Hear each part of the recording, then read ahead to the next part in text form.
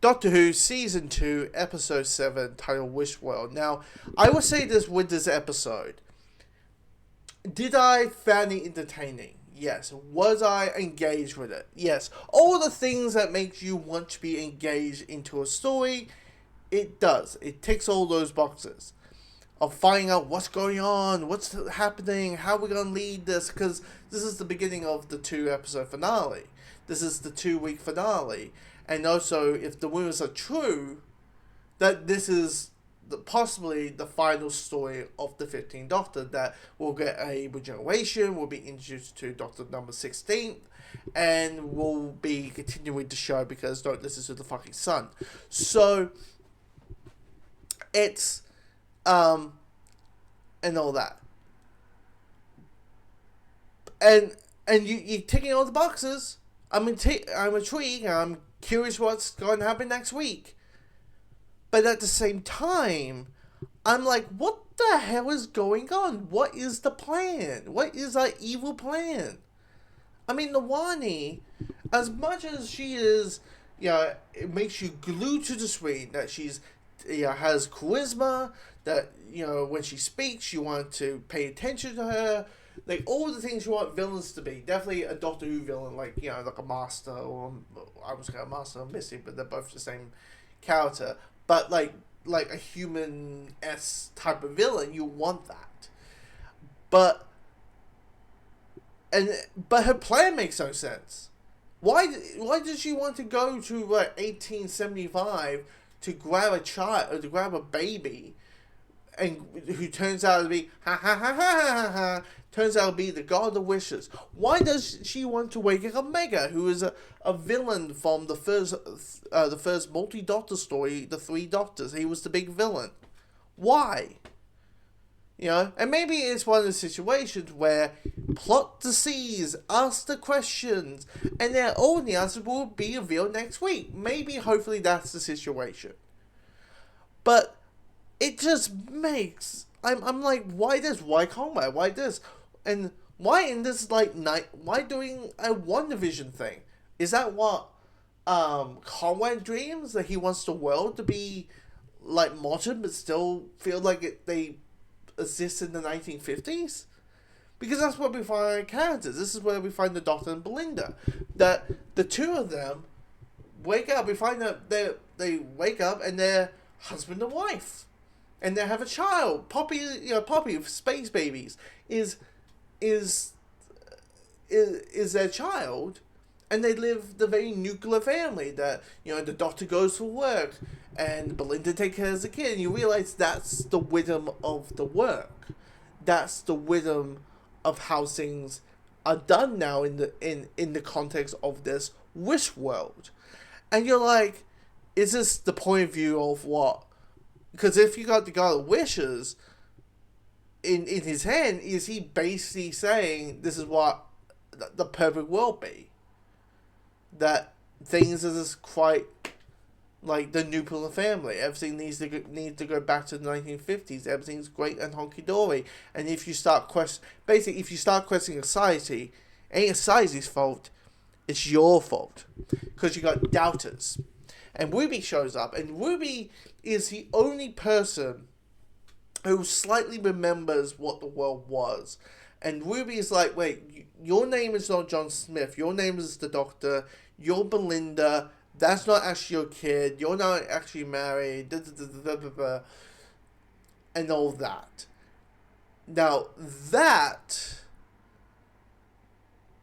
and so, because she's a doubter, she's doubting society, doubting the system, you can't have that. And it's essentially, it's Conrad's way of saying, why do you have to ruin things? I remember the days where this wasn't a thing, when aliens weren't a big thing anymore. Why? And, I remember when, I want things the way it used to be. And he's dreaming that, and it's just, and the world's reflecting on that. And yeah, sure, it's fun seeing the Doctor, piecing it together, and him slightly coming back, but then kind of pulling himself back, him denying himself. It kind of reminds me a lot of, was it Human Nature, and was it Being Human, Human Nature? Family Blood, that's what, Family Blood and Human Nature. When the Doctor makes himself human, and it takes him a while to convince himself that he is this alien from Gallifrey and all that kind of stuff. It reminds me of that. And so the idea of seeing the Doctor kind of piecing together and getting cameos and from Rogue, Jonathan Groff's character. I remember actually a previous take of this, because this is not the first take me doing this. I actually saying Jonathan Groff. I said Jonathan Groff. That's a whole different episode. That would be a whole different type of episode last season. That would be a whole different type of episode last season.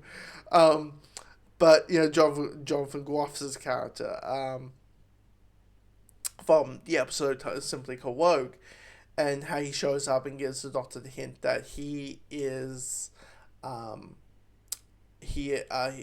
that tables don't move, because anytime that a side gets changed, say the spoon, and it's on the table, and something a doubter happens, that the cup slides under the table.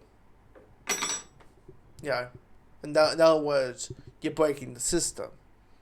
There's a system in place. You got those people out there that there's a system in place, and that's Conway. Conway, it's like there's a system, and don't break that system, and that. So, sure, I like the piecing together, and then this kind of how this world is that the Ranis and Conway have created.